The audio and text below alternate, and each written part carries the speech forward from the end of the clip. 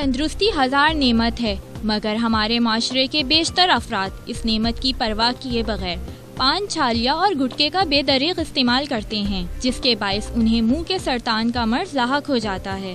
تاہم لوگوں کا کہنا ہے کہ ان اشیاء کا استعمال ان کی عادت بن چکا ہے اور اس سے چھٹکارا پانا مشکل ہے۔ گٹکا کھانے سے اگر نہیں کھاتے تو چکر سے آتے ہیں، نیند سی آتی ہے، کھا لیتے ہیں تو صحیح ہو جاتا ہے۔ گٹکا کھانا سیکھ گئے، نہیں کھاتے ہیں تو چکر سے آتے ہیں، نیند آتی ہے، اگر جب کھا لیتے ہیں تو صحیح ہو جاتے ہیں، کام بھی صحیح کرتے ہیں، یہ نہیں ہوتا تو ہمارے سے کام بھی نہیں ہوتا ہے۔ دوسری جانب ان اشیاء کو فروخت کرنے والے دکانداروں نے بتایا کہ لوگوں کی بڑی تعداد ان چیزوں کو خریدتی ہے، جس میں ہر عمر کے افراد شامل ہیں۔ گٹکا 4-5 تھیلے نکلتے ہیں روز کا، ایسا تو بہت آتا ہے، ہزار آتے ہیں، ہزار جاتے ہیں، جو بچے بھی آتے ہیں، بڑے بھی آتے ہیں، عورتیں بھی آتے ہیں، سب آتے ہیں لینے کے لیے۔ وہ تو گٹکا کھانے کا چیز ہے۔ اس میں چونا لگایا ہے، کتھا لگایا ہے اور یہ 3-4 پتیاں ڈالی۔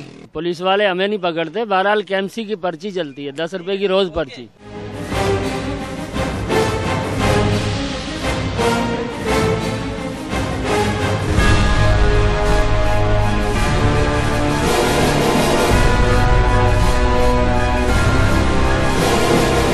حوالے سے طبی ماہرین کا کہنا ہے کہ پان، چھالیا اور گٹکے کے استعمال سے مختلف قسم کے امراض لاحق ہوتے ہیں، جن میں پیٹ کی بیماریوں سے لے کر منہ کا سرطان بھی شامل ہے۔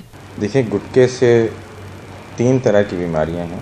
ایک تو ڈائریکٹ جو گٹکا کھانے کی اس میں تیزاب ہے، اس کی وجہ سے منہ اور زبان کی بیماریاں ہیں۔ ایک لانگ ٹرم بیماریاں جس میں کینسر شامل ہے، وہ آ جاتا ہے۔ اور تیسرا ہے کہ جب پیٹ میں چلا جاتا ہے تو جو پیٹ کی بیماریاں لوگوں کو آ جاتی ہیں، جس میں السر وغیرہ ہے اور پھر پیٹ کی کینسر وغیرہ شامل ہے۔ کہ روزانہ 10 سے 15 جوان افراد صرف اس وجہ سے، اس لت کی وجہ سے وہاں پہ آتے ہیں اور اپنی بیماریوں کی تشخیص کراتے ہیں۔ اس وقت کراچی میں 300 سے زائد کارخانوں میں یومیہ 300 ٹن گٹکا تیار کیا جاتا ہے اور سستے داموں بازاروں میں فروخت ہو رہا ہے۔ پان اور گٹکے کی کھلے عام فروخت نوجوان نسل کو تیزی سے تباہی کی جانب دھکیل رہی ہے۔ کیمرہ مین آصف سعید کے ساتھ نائرہ شریف، میٹرو 1 کراچی۔